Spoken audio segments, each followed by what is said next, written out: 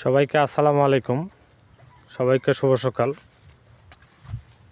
তা আমি আজকে ঘুম থেকে উঠে সকাল সকাল একটু চলে আসলাম বাইরে। তো বিষয়টা হলো, বাইরে তো অনেক ঠান্ডা।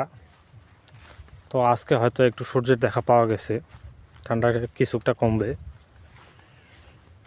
তো বিষয়টা হলো, আমাদের এলাকায় অনেক আলুর চাষ করা হয়েছে, তো আলু প্রধান দেশ এই বাংলাদেশ। আলু সব জায়গায় লাগে, সব তরকারিতেই আলু চলে। বলা যায় যে আলুটাই একটু ভাতের পরে প্রধান খাদ্য। তো আলু মোটামুটি এবার আবহাওয়ায় অনেক ভালো আছে, গাছ অনেক সুন্দর।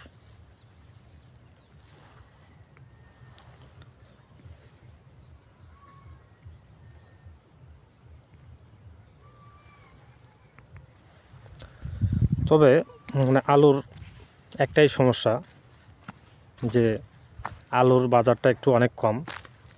তো কৃষকরা হিমশিম খাচ্ছে যে এই বাজারে আলু লাভ হবে না লস হবে। তো প্রথমে আলু লাগানোর সময় বীজের দাম অনেক ছিল।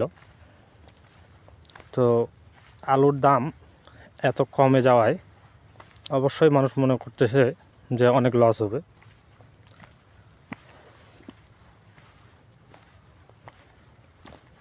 তবে আলু খেতে অনেক সুন্দর হয়েছে, আলুর গাছ অনেক ভালো হয়েছে। এই আবহাওয়ায়, এই ঠান্ডা আবহাওয়ায়, এই কুয়াশার মধ্যে তারপর আলু যে এত সুন্দর হবে সবার ধারণার বাইরে। আলুর বর্তমান কোনো রোগ নাই।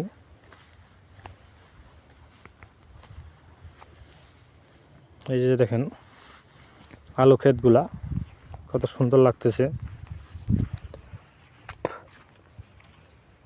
গ্রামের এই মনোরম পরিবেশে এই যে আলু ক্ষেতের আলুর গাছ, কুয়াশা, অনেক কুয়াশা। এই দেখেন সকাল থেকে অনেক কুয়াশা, আজকে কয়েকদিন থেকে।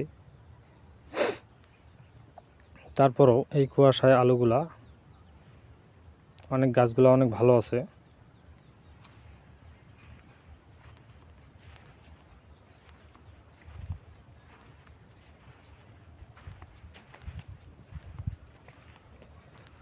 আমাদের এদিকে 4 ভাগের 3 ভাগই আলু।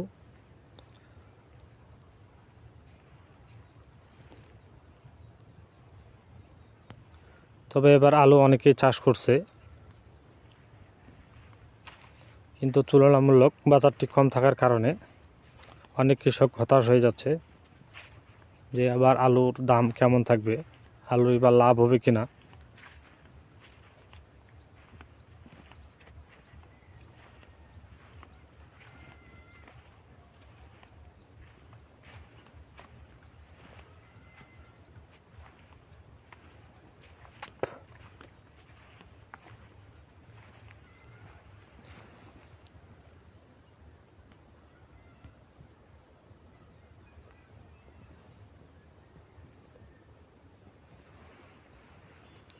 তো বিগত কয়েকদিন থেকে অনেক কুয়াশা, এখান থেকে কিছুটা দূরেই দেখা যাচ্ছে না, এত কুয়াশা।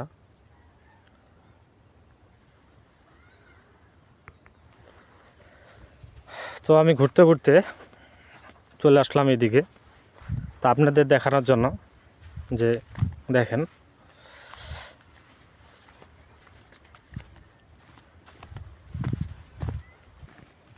তো আশা করা যায় সবাই আমার ভিডিওটি দেখবেন। অবশ্যই ভালো লাগলে লাইক, কমেন্ট, শেয়ার করবেন। অবশ্যই সাবস্ক্রাইব করতে ভুলবেন না। সবাইকে ধন্যবাদ। শুভ সকাল।